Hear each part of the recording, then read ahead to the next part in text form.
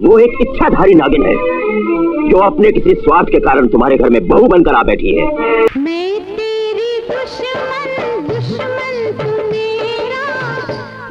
नमस्कार दोस्तों, आज हम आपको सुनाने जा रहे हैं एक रहस्य, प्रेम और बदले से भरी कहानी, जहां रिश्तों की परतों के नीचे छुपा है एक नागिन का दर्द और उसकी प्रतिशोध की आग। तो चलिए शुरू करते हैं। नगीना 1986 एक भारतीय फंतासी यानी तंत्र मंत्र काल्पनिक कहानी पर आधारित एक रोमांटिक फिल्म है। इस फिल्म का निर्देशन और निर्माण हरमेश मल्होत्रा ने किया है। इस फिल्म में श्रीदेवी ने एक खास भूमिका निभाई। रजनी, जो असल में एक नागिन है, वह अपने नाग पति की मौत का बदला लेने के लिए एक इंसान से शादी करती है। फिल्म की कहानी इसी बदले और प्यार के इर्द गिर्द घूमती है। इसमें श्रीदेवी के साथ ऋषि कपूर, कोमल महुआकर, अमरीश पुरी, सुषमा सेठ और प्रेम चोपड़ा जैसे कलाकार भी हैं। राजीव यानी ऋषि कपूर एक धनी जमींदार परिवार से आता है। पढ़ाई के बाद वह लंदन से भारत लौटता है और अपनी माँ सुषमा सेठ के साथ एक आलीशान घर में रहता है। ठाकुर अजय सिंह यानी प्रेम चोपड़ा राजीव के परिवार के साथ कारोबार में साझेदार हैं। पूरे कारोबार और परिवार की देखभाल की जिम्मेदारी ठाकुर अजय ही संभालते हैं। उनकी इकलौती बेटी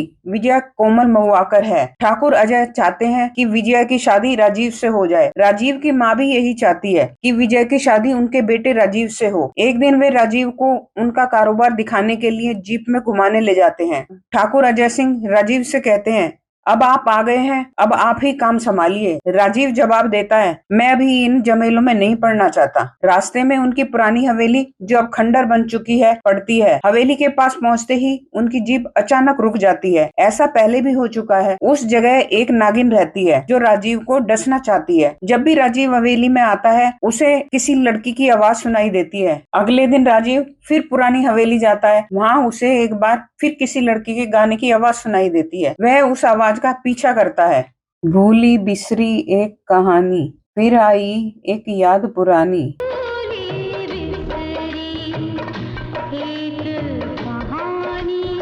गाना खत्म होने के बाद राजीव उस लड़की से मिलता है। लड़की कहती है, आ गए आप? राजीव पूछता है, आप कौन? लड़की कहती है, याद करो, हम रोज यहीं खेला करते थे। फिर अपना नाम बताती है, रजनी। रजनी कहती है कि वह दूर पहाड़ी के पार मंदिर के पास रहती है। अगले दिन राजीव अपनी मुंशी की शादी की सालगिरह समारोह में जाता है। मुंशी पहाड़ों के पार उसी मंदिर के पास रहता है जहाँ रजनी भी रहती है। राजीव दूर से रजनी को देखकर उसके पास जाता है। रजनी उसे खीर खाने को देती है। राजीव कहता है, यह तो मुझे बहुत पसंद है। रजनी कहती है, मैं सब जानती हूँ, तुम्हें क्या पसंद है और क्या नहीं। फिर दोनों एक पेड़ के नीचे जाकर बैठते हैं और पुरानी बातें याद करते हैं। फिर वह एक गीत गाता है, तूने बेचैन इतना ज्यादा किया, मैं तेरा हो गया, मैंने वादा किया।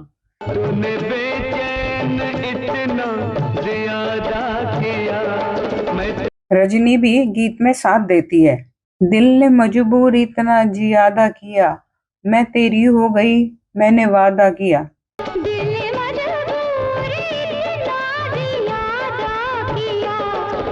राजीव की माँ राजीव का रिश्ता विजय के साथ तय करती है, लेकिन जब वह राजीव को इस बारे में बताती है तो वह साफ इनकार कर देता है और कहता है, मेरा अभी शादी का कोई इरादा नहीं है। राजीव की माँ इस बात से नाराज हो जाती है। तब राजीव कहता है, मैं गांव की एक लड़की से प्यार करता हूँ जो एक अनाथ है। लेकिन उसकी माँ राजीव की इस बात से सहमत नहीं होती। राजीव यह बात जानकर रजनी को बता देता है। रजनी भावुक होकर कहती है, मैं यह कभी नहीं होने दूंगी। आखिरकार राजीव के समझाने पर उसकी माँ शादी के लिए तैयार हो जाती है। उधर जब विजया अपने पिता ठाकुर अजय को बताती है कि मेरी शादी अब राजीव से नहीं होगी, तो वह बहुत गुस्से में आ जाता है और कहता है, हमारे पूर्वजों ने हमेशा इनका साथ दिया, लेकिन इन्होंने हमारे साथ विश्वासघात किया, जिसे हम कभी बर्दाश्त नहीं करेंगे। ठाकुर अजय अपने आदमियों को आदेश देता है कि रजनी को रास्ते से हटा दिया जाए। उधर राजीव रजनी से एक नदी के किनारे मिलता है और गीत गाता है। सॉन्ग, आज कल कुछ याद रहता नहीं, कल याद कुछ और रहता नहीं। गीत खत्म होने पर प्रेम चोपड़ा का एक आदमी रजनी का पीछा करता है और उस पर रस्सी फेंककर पकड़ लेता है, लेकिन जैसे ही रस्सी खींचने लगता है वहाँ 2 सांप आ जाते हैं और उसका पीछा करते हुए उसे डस लेते हैं, जिससे उसकी मौत हो जाती है। राजीव रजनी को अपने घर लेकर आता है। उसकी माँ रजनी को देखकर भाव विभोर हो जाती है और उसकी सादगी व सौंदर्य से प्रभावित होकर शादी के लिए सहमत हो जाती है। जब ठाकुर अजय को पता चलता है कल शादी है तो वह गुस्से में कहता है, कल एक नहीं 3 अर्थियां उठेंगी। अगले दिन शादी की रस्में शुरू हो जाती हैं। ठाकुर अजय भी शादी में आता है। उसके आदमी इकट्ठा होकर बंदूकें उठाते हैं और चल पड़ते हैं, लेकिन रास्ते में 2 सांप उनका रास्ता रोक लेते हैं। जैसे ही वे आगे बढ़ने की कोशिश करते हैं, सांप एक आदमी को डसकर मार देता है। यह देखकर बाकी लोग डर जाते हैं और अपना इरादा बदल देते हैं। उधर राजीव और रजनी की शादी शांतिपूर्वक संपन्न हो जाती है। जब ठाकुर अजय को पता चलता है कि उसके आदमी अभी तक वापस नहीं आए तो वह गुस्से में अपने घर लौटता है और उन्हें डांटता है। तब वे लोग कहते हैं, हमारा रास्ता सांपों ने रोक लिया था और एक आदमी मारा गया। राजीव ठाकुर अजय यानी प्रेम चोपड़ा को लेकर अपने वकील के पास जाता है और सारी संपत्ति अपने नाम करवाना चाहता है। वकील उससे ठाकुर अजय के हस्ताक्षर मांगता है क्योंकि मूल फाइल नहीं मिल रही थी। यह सुनकर अजय गुस्से में कहता है, तुमने मेरी बेटी से शादी न करके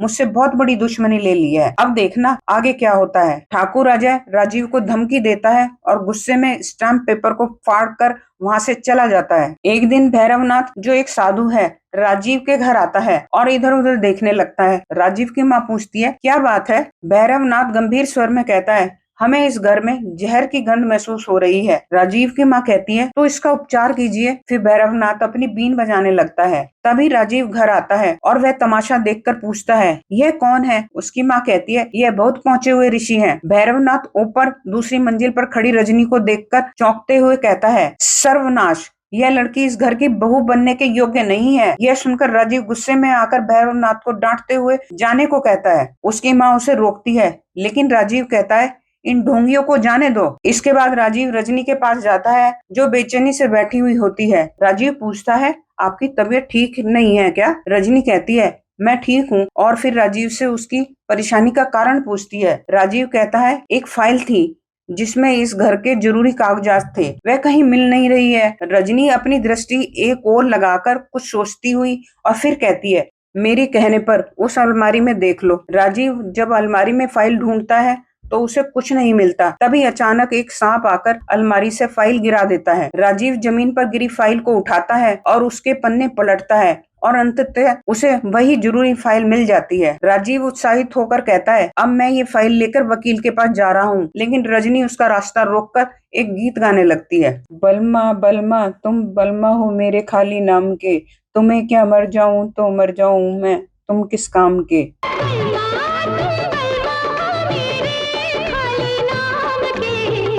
रजनी फाइल अपने हाथों में ले लेती है।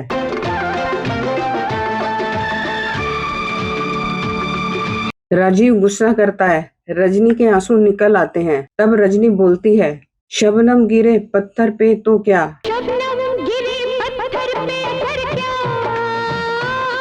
रजनी कहती है, टुकड़े कर डाले शीशे के जाम के।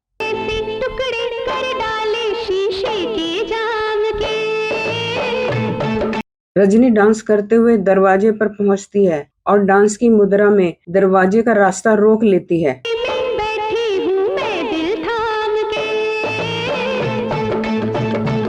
राजीव फाइल लेकर वकील के पास जाने के लिए जीप से निकल पड़ता है। इस बात की जानकारी ठाकुर अजय यानी प्रेम चोपड़ा को लग जाती है। वह कुछ गुंडों को भेजता है। एक ट्रक राजीव की जीप को टक्कर मारने की कोशिश करता है, लेकिन राजीव समय रहते जीप को मोड़ देता है। इसके बाद ट्रक से गुंडे उतरकर राजीव पर हमला करने लगते हैं, लेकिन राजीव बहादुरी से उनसे मुकाबला करता है और सभी गुंडों को भगा देता है, लेकिन खुद जख्मी हो जाता है। दूर एक पेड़ के पीछे खड़ा अजय यह सब देख रहा होता है। वह अपनी बंदूक से राजीव पर गोली चलाता है, लेकिन तभी एक सांप आकर ठाकुर अजय को डस लेता है और उसकी मौत हो जाती है।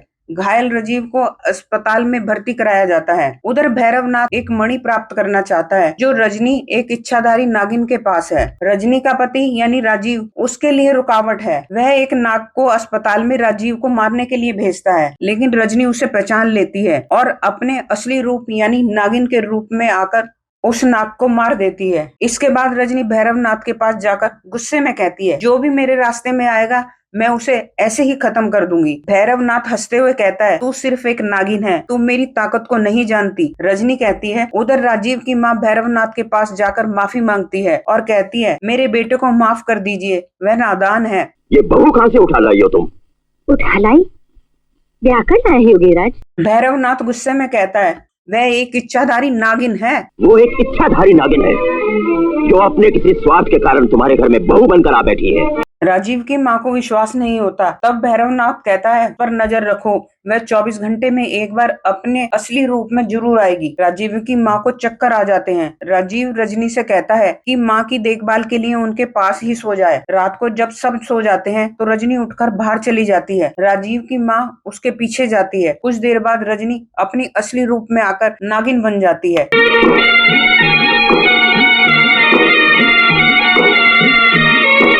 यह देखकर राजीव की माँ चिल्ला उठती है और चक्कर खाकर गिर जाती है। जब होश आता है तो वह कहती है, रजनी कहाँ है? राजीव उसे कमरे में ले जाता है जहाँ रजनी सो रही होती है। राजीव की माँ भी बिस्तर पर लेट जाती है। तभी रजनी आंखें खोलती है और कहती है, आपने जो आज देखा वह सब सच था, लेकिन आप इसका जिक्र किसी से मत कीजिए, भैरवनाथ से भी नहीं। जब तक मैं हूँ इस घर की तरफ कोई आंख उठाकर भी नहीं देख सकता। सुबह होते ही राजीव की माँ फिर भैरवनाथ के पास चली जाती है। वह कहती है, आपने जो कहा था वह बिल्कुल सच निकला, अब कृपया हमें उससे छुटकारा दिलाइए। भैरवनाथ कहता है, हम नाग पंचमी को आएंगे, उसे वश में करके एक पिटारी में बंद करके ले जाएंगे। असल में भैरवनाथ को भी उसी मणि की तलाश थी, उसी के लिए वह रजनी की खोज कर रहा था। जब राजीव की माँ बाहर आकर गाड़ी में बैठती है तो वह देखती है कि रजनी पहले से ही कार में उसका इंतजार कर रही थी। रजनी कहती है, मैंने पहले ही कहा था कि उसके पास मत जाना। फिर वह उसे हवेली के खंडरों में ले जाती है और एक पुराने मंदिर में पहुंचती है।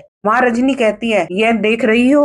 राजीव की माँ कहती है, हाँ, यही हमने पूजा की थी, इसके बाद राजीव का जन्म हुआ था। रजनी कहती है, बस इतना ही? तुम सब यह पूजा करा रहे थे तो तुम्हारे बेटे को एक सांप ने काट लिया था और वह मर गया था।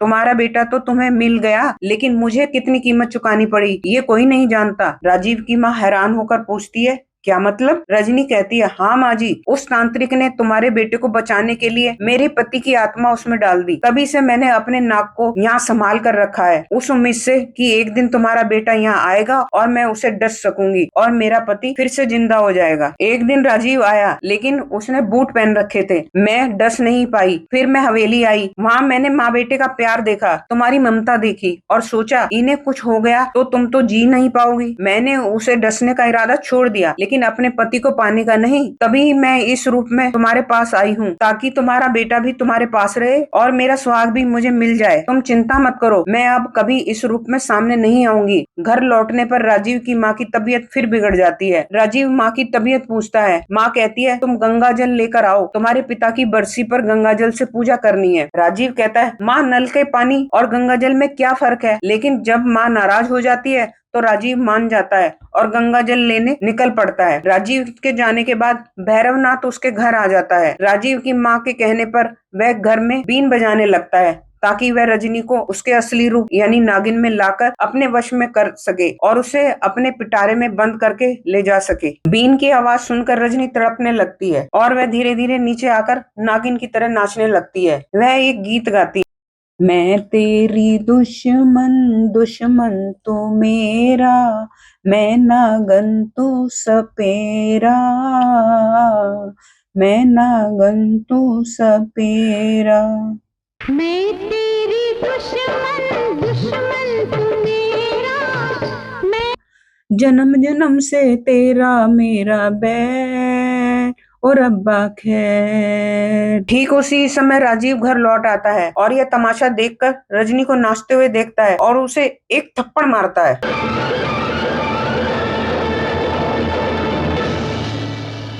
रजनी अपने पति राजीव को देखकर शर्म और ग्लानि से भर जाती है और वहाँ से भागकर हवेली के खंडरों की ओर चली जाती है। भैरवनाथ भी उसके पीछे पीछे वहाँ पहुँच जाता है। वहाँ वह रजनी से उस मणि का पता पूछता है जो उसके नागपति के पास थी, लेकिन रजनी उसे बताने से इनकार कर देती है। तब भैरवनाथ उसे मारने की कोशिश करता है। तभी राजीव वहाँ आ जाता है और भैरवनाथ से भिड़ जाता है। दोनों के बीच त्रिशूल से भीषण युद्ध होने लगता है। लड़ाई के दौरान राजीव की माँ भी वहाँ आ जाती है। जैसे ही भैरवनाथ त्रिशूल से राजीव पर वार करता है, माँ बीच में आ जाती है और वह त्रिशूल उन्हें लग जाता है। गुस्से में आकर राजीव पूरी ताकत से भैरवनाथ से लड़ता है। उधर रजनी अपनी मणि और अपने नागपति को अग्नि को समर्पित कर देती है, उसे जला देती है। यह देखकर भैरवनाथ तड़प उठता है और चिल्लाता है, तूने यह क्या कर डाला। तभी दो सांप आकर भैरवनाथ को डस लेते हैं। वह जहर से तड़पने लगता है और मरने की स्थिति में आ जाता है। रजनी जल्दी से एक जड़ी बूटी लेकर आती है और कहती है, यह खा लो, तुम ठीक हो जाओगे। भैरवनाथ भावुक होकर कहता है, तू मुझे बचाना चाहती है, मैं जिसने तेरी माँ और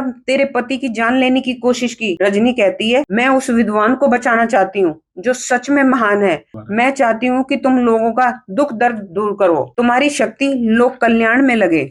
भैरवनाथ गहरे पश्चाताप में डूबकर कहता है, अब बहुत देर हो चुकी है, मैं जा रहा हूँ, मेरे कर्मों की सजा मुझे मिल चुकी है। मैं प्रार्थना करता हूँ कि भगवान तुम्हें नाग योनि से मुक्त कर दे। इतना कहकर भैरवनाथ अपने प्राण त्याग देता है और उसी क्षण रजनी को नाग योनि से मुक्ति मिल जाती है। फिर वह अपने पति और सास के पास लौटती है, लेकिन देखती है राजीव की माँ अब जीवित नहीं है। रजनी की आंखों से आंसू बहने लगते हैं और इसके साथ ही फिल्म समाप्त हो जाती है। तो दोस्तों, ये थी नगीना फिल्म की वो रहस्यमयी और रोमांच से भरी कहानी जिसमें प्रेम, बदला और तंत्र मंत्र का अद्भुत संगम देखने को मिला। अगर आपको ये वीडियो पसंद आया हो तो लाइक जरूर करें, कमेंट करके बताएं कि आपको फिल्म का कौन सा सीन सबसे ज्यादा यादगार लगा और चैनल को सब्सक्राइब करना मत भूलिए, क्योंकि ऐसे ही और क्लासिक फिल्मों की कहानियां हम आपके लिए लाते रहेंगे। मिलते हैं अगली वीडियो में, तब तक के लिए धन्यवाद।